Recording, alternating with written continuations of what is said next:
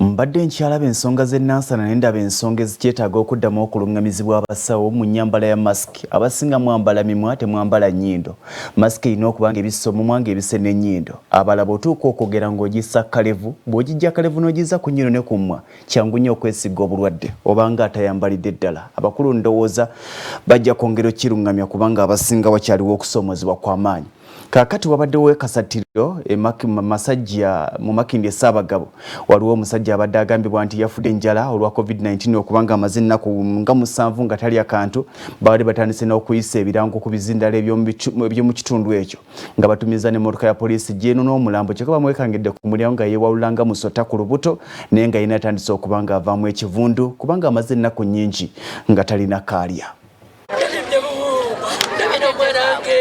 Abatuuze mu zooni ya Kibira B Masajja mu ggombolola y'e Makindye Ssaabagabo basattidde munnaabwe gwe babadde bateebereza okubeera nti yafiiridde mu nnyumba ate bw'avuddeyo nga yeewalula nga musota oluvannyuma lw'okuyita aba LC babayambe okutwala omulambo. Kabadde kaseera ka ntiisa yennyini ng'abantu batandise okukuba emiranga oluvannyuma lw'ennaku 2 nga munnaabwe tafuluma kyokka ng'ennyumba ye evaamu ekivundu ekitategeerekeka.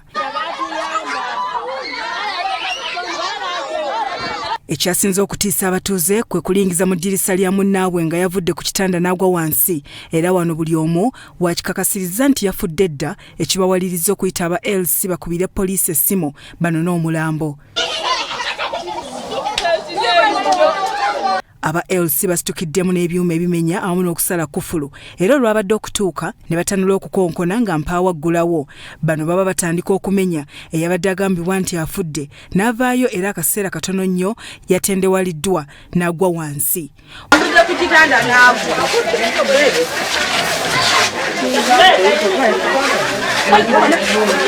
Abantu bagenda kufiira mu mayumba nange enjala. Wakati mu nsasagge ey'amaanyi abatuuze bakitadde ku njala nga gye bagamba nti erabika yeetawanya munnaabwe eyali akolera ku Pine mu Kampala kyokka nga mu kiseera kino takyakola. Abantu bafiira mu nnyumba enjala. Omusajja tanywa mwenge tena kyakozesa abula enjala yemutta. Museveni yagamba akawunga eno masajja tunafuna kawunga batuwa akawunga tuli bubi. Omusajja agenda kufiira mu nnyumba enjala. Ssentebe wa zooni eno Samuel Waswa Rwandaga atubuulidde ku mbeera batutte nga kaguddeyo mu kifo gye babadde babategeezezza nti waliyo omutuuze yafiiridde mu nju. Tusobola okuba nti enjala ye muluma oba obulwadde obulala.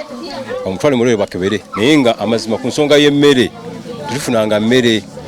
Waliwo bano aba Inter-Religious Committee batwako ku mmere ebbanga y'abantu 300 kukyalo ekiramba tuyimba abantu nga 10 okuba n'olwo tewali naye amazima emmere embeera mbi.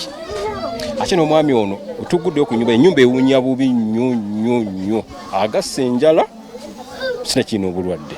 Oluvannyuma ssentebe akubidde poliisi y'omu kitundu essimu ejje bayambeko kyokka nga buli wamu babategeezezza nga bwe batalina ntambula ya bwangu.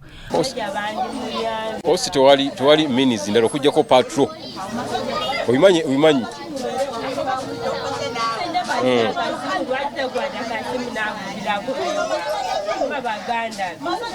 kubirako ku yekibuye osi mbeera si nyangu. Ate ambulance. Wakati mu kusoberwa ssentebe n'abatuuze bafunye emmotoka ya munnaabwe ku kyalo ko batadde abadde afiira mu nnyumba ne bamwongerayo mu ddwaliro okufuna obujjanjabi n'okumanya ekibadde kimutuuseeko.